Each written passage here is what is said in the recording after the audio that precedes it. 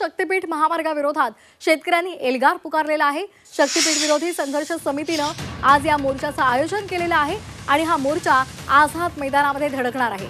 12 जिल्ह्यांमधील मोठ्या प्रमाणात शेतकरी यामध्ये सहभागी झालेले आहेत।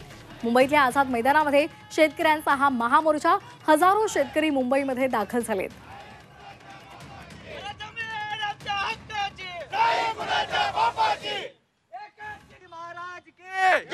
आणि या संदर्भात अधिक माहिती घेणार आहोत आमच्या प्रतिनिधी सीमा आढे यांच्याकडून। सीमा, आपण पाहतोय अधिवेशनाचा आजचा 8वा दिवस आहे आणि एकीकडे अधिवेशन सुरू आहे तर दुसरीकडे आपण पाहतोय शेतकऱ्यांचा महामोर्चा मुंबईमध्ये धडकलेला आहे। अधिवेशनात याचे पडसाद उमटू शकतात। सध्या आपण शेतकऱ्यांच्या मोर्चासोबत आहात, काय नेमकी शेतकऱ्यांची मागणी आहे? नक्कीच आपण बघितलं तर अर्थसंकल्पीय अधिवेशन सध्या मुंबईमध्ये सुरू आहे आणि गोवा ते नागपूरपर्यंत होणाऱ्या शक्तीपीठ महामार्गाला आता शेतकऱ्यांनी मोठ्या प्रमाणात विरोध दर्शवलेला आहे आणि या महामार्गाच्या विरोधात आज हे सगळे जे शेतकरी आहेत ते मुंबईमध्ये धडकलेत आणि मोर्चाला सुरुवात होणार आहे।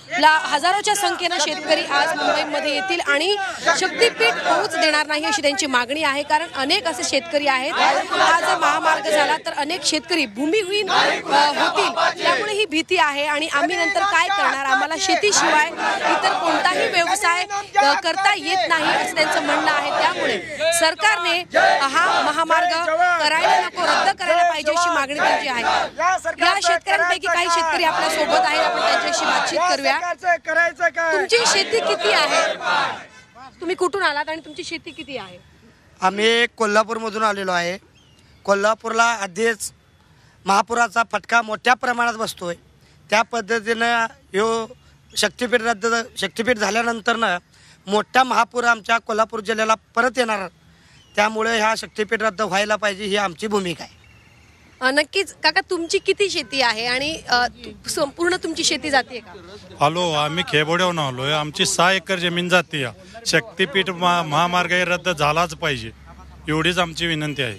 आम्ही शेतकरी कसून शेती गेल्यावर आम्ही जगणार कसं आणि पुढे चालणार कसं? आम्ही काय सर्व्हिसवाले आहे का? काय शेतीवर आमचा निर्वाह, आम्ही जगणार कसं? हे सरकारनं आम्हाला काय बी जगण्याची सोय करावी, मग काय असेल ते बघू।